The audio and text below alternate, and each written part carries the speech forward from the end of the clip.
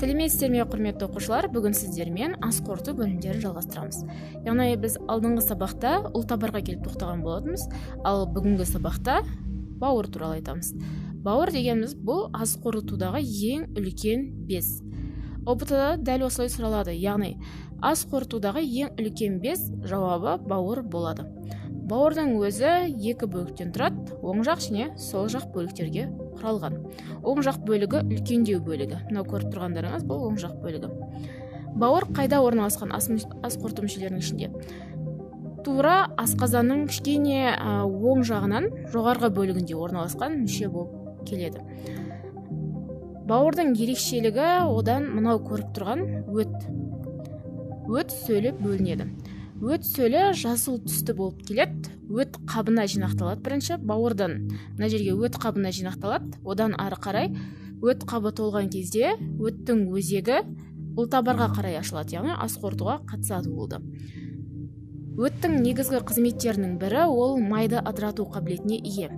Қазіргі таңда жаңадан қосылған сұрақтардың бірі.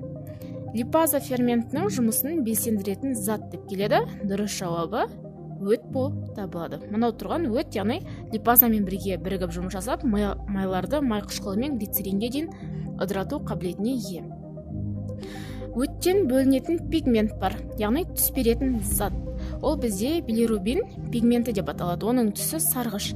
Яғни біздің зәрдің түсі немесе тағы да басқа ағзадан бөлінетін сарғыш түсті заттар осы өтке байланысты болады. Сол именно ас қорытудың ішінде және зәрге байланысты. Өттің өзі қышқыл, өт қышқылы деп аталады, немесе өт сөлі деп аталады. Қышқыл бола отырып, ол асты қорытуға және тезірек заттарды ыдыратып жіберуге қабілетті болады. Егер бірақ өтте тұздар немесе тағы да басқа қалдықтар көбірек жиналып кететін болса, онда өтте өт тастары пайда болады. Ол кәдімгі тастар секілді емес, кішкене құм тәрізді заттар және өттің ішін толтырып, өтке тас жинақталғандықтан ол жерге ешқандай бауырдан сөл бөлінбей, керісінше өттің жұмысын бәсеңдетеді және бауырдың да жұмысын бәсеңдетуге алып келеді. Жалпы бауырдың бөліктеріне келетін болсақ, міне бауырды бірнеше бөлікке бөліп қарастырылған. Мына ішінде көріп тұрғандарыңыз бұл не деп ойлайтын шығарсыздар? Бұлар қантамырлар. Қантамырлар. Егер бауырды шын мәнінде кесіп қарайтын болсақ, бауырдың ішіне мына жерден қандар, яғни қантамырлардан ағып тұрады. Капилляр қантамырлары орналасады. Мынау үлкейтілген бөлігі.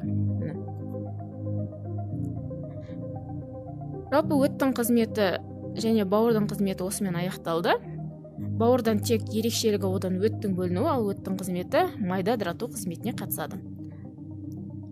Ас қорытудың бауыр туралы бөлімі осымен аяқталды. Келесі сабақта ішектер туралы тоқталамыз.